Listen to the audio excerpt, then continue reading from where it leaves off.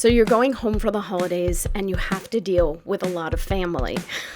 Maybe family you haven't seen in a long time. Some of them you might be really excited to see. Some of them maybe not so much. Maybe friends of family that appear. Whoever these people are, the holidays are just a hard season for everybody. There's so much pressure and so much stress and so much running around. And it can really bring out the naysayer inside of you. That voice of self-doubt that we all have, especially artists. I can't say it enough. Artists are superheroes, man. They keep going. They have a full-time job to pay their bills, so they know they have security, but then they have to find time for their art and keep that going and also try to have a life. Or they're gigging, gig to gig, so they have more time in their life for their art. Yay! But they're constantly stressed about, am I going to make enough money? Do I have health insurance? I can't pay that bill. Oh my God. And we all have meltdowns. I had one like 2 days ago because it was just too much and it was just way too much. And then that voice starts coming out going, why are you doing this? What the hell's wrong with you? You obviously can't handle it.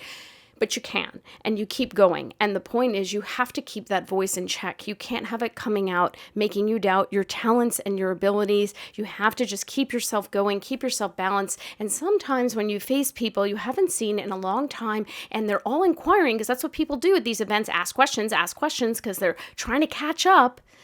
It can be a lot. So you just need to be prepared when you go into these situations. So let's talk about a few ways you can deal with people. So number one, let's say you're going to a large family gathering and there's a lot of people mingling around. It's going to be hours of mingling. You can play a game. You can play a game that I played many years ago. Sorry to my family for this, but my friend John and I were talking years and years ago. I worked for a nonprofit. We both did. We didn't make a lot of money. I was struggling to be an artist. He was struggling to figure out what the heck he even wanted to do with his life. And he said, I just don't want to talk to people about my life. It's not even like necessarily they're bad people. I don't want to talk to them. And then he was like, I wonder if I could hang out for the whole mingle time before we're all sitting at dinner and at least get through that without actually having to talk about myself. So we made a pact and we both went home. It was Thanksgiving and I was at a big event with a lot of family and I mingled and I said, hey, hi, how you doing? How's your life? How are your kids? What's going on with you? Oh, wow, that's really great. Oh, there's Uncle Bob. Let me go say hi to Uncle Bob. I'll talk to you more later. And I did that for an hour and a half and never talked about my life because we made this pact that we were going to try to do this. And I managed to do it. And it was actually a lot of fun. And I learned a lot about what was going on with other people, which was kind of nice. And not so worried about what I was going to say.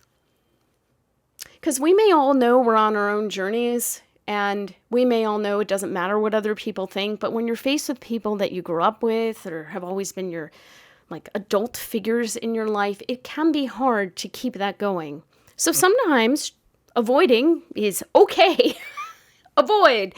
The next thing that you can do is when you're faced with somebody who maybe genuinely really is rooting for you, says something like, hey, Jane, you've been an actor in New York for 7 years. When are you going to be starting a TV show already? Take a breath. That person is not commenting on you. They're really not saying you're a failure. Why didn't you do this? There are those people. We'll get to them next.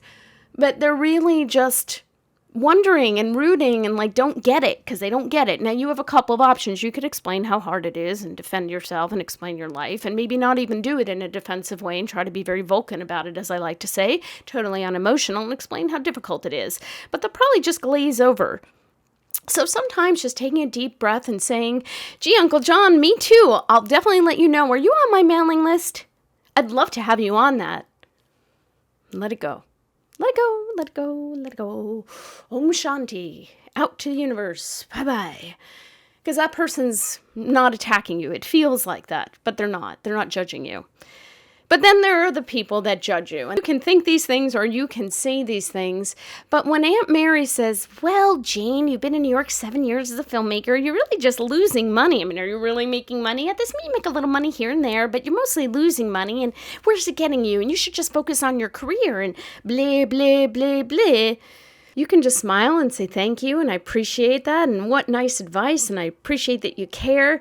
And inside your head, you can be thinking, wow, Aunt Mary has no life, because all she's been thinking about is what I can do with my life. Aunt Mary probably sits on the couch every night watching TV and drinking gin and tonics.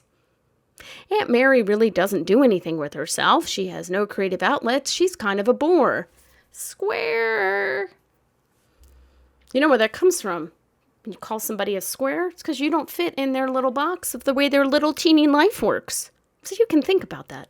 You can think about how lousy and boring Aunt Mary's life must be, that she has to sit there and lecture you on something she knows nothing about.